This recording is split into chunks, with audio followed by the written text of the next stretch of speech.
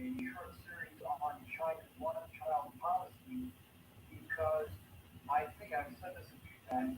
I think it's very important in order to understand what happened during COVID-19. Good morning, everybody. Welcome back to Roadshow.com. I'm going to ask John, how come and why do we need to understand this in China's one-child policy? It didn't happen in North America, and it was a long time ago. It has, it wasn't have to good decision. So why do we need to understand it? Because China's one-child policy. Roadshow.com. My name is John, and I am conducting a short series on China's one-child policy because I think I've said this a few times. I think it's very important in order to understand what happened during COVID-19 and what's about to happen in COVID-24. I'm going to ask John, why do we need to understand this in China's one-child policy? It's a thing happening in North America, and it was a long time ago. It has, it wasn't have to good disease, so why do we need to understand it? Because China's one-child policy was more than anything a propaganda effort. Between 1967 and 1983, there was a massive push from powers that be to convince all the Chinese people that they would die of starvation or resort to cannibalism without this policy. That was demonstrably, provably not true. Around the world, there was tons of food available. There just needed to be, and many countries did offer their excess supply of food to China during those years. But nevertheless, the policy because of the propaganda. They especially targeted people over 60 in China. Not that they were magnificently healthy to begin with, but they told the elderly in China, listen, the younger people, when food gets tight, the younger people are going to find a way to do away with you. They might even eat you. You better get behind this policy of the one child per family, and they did. In 2019, around May, a film came out called One Child Nation. It is directed by Jiang Zhang, and I can't remember her last name. Two Chinese Americans who grew up in China during those years where the one child policy was enforced. And couldn't support anyone until I learned that I was going to be a mom.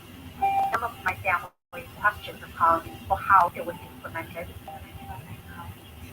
这个声音，到听没有听啊？把修正性我这个大师的主题，这个大家念了听。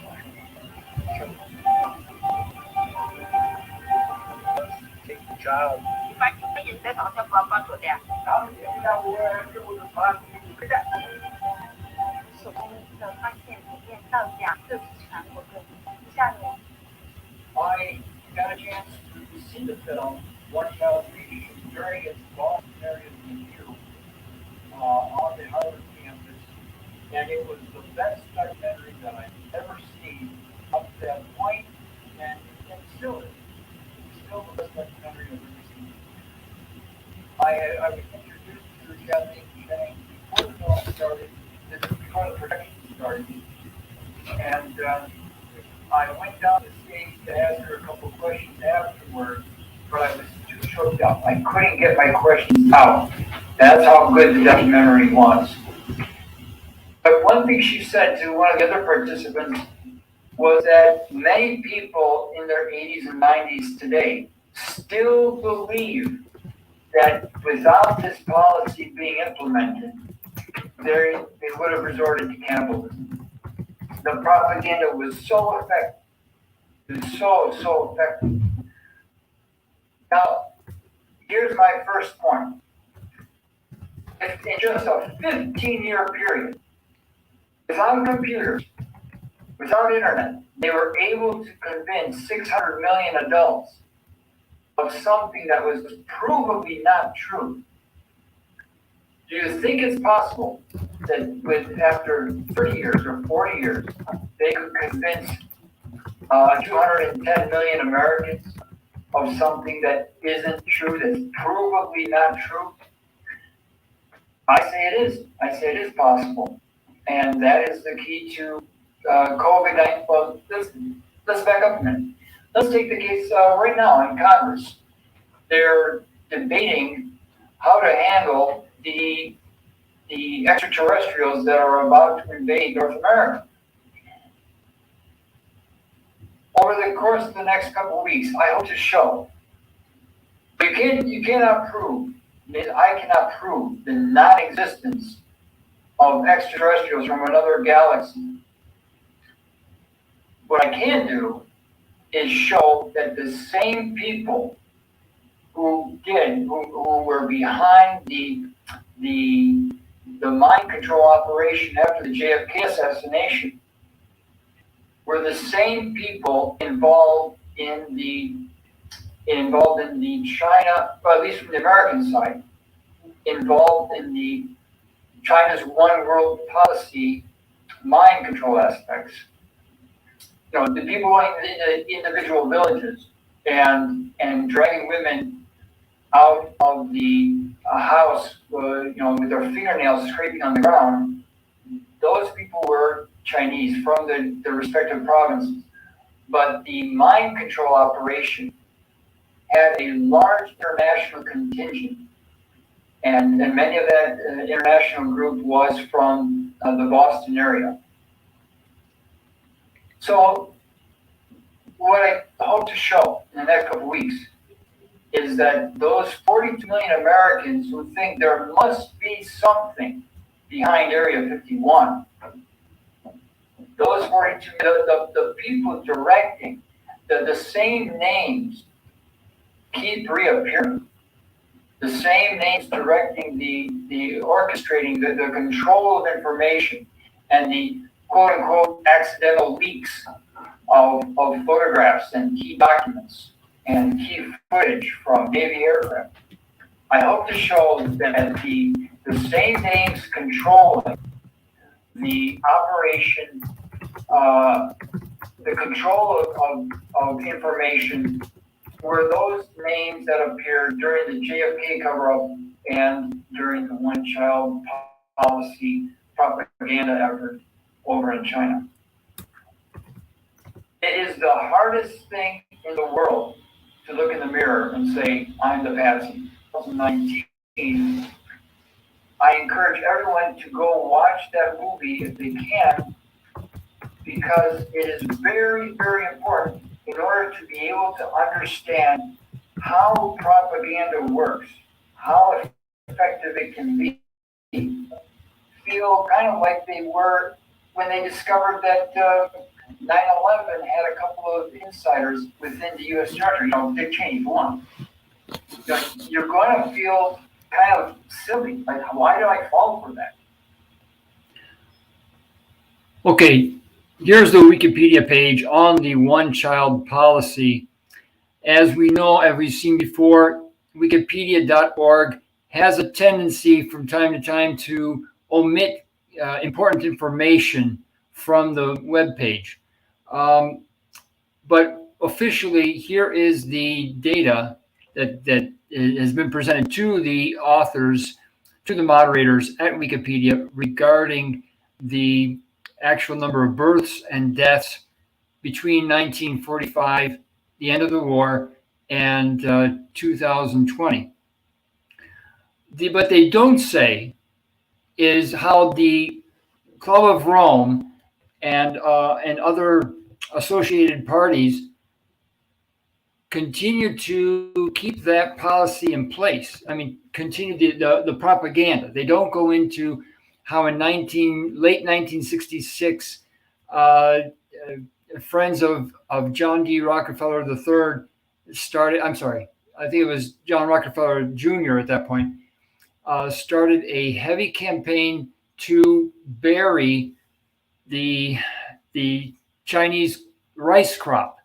All of a sudden, the rice crop started to fail mysteriously in 1967.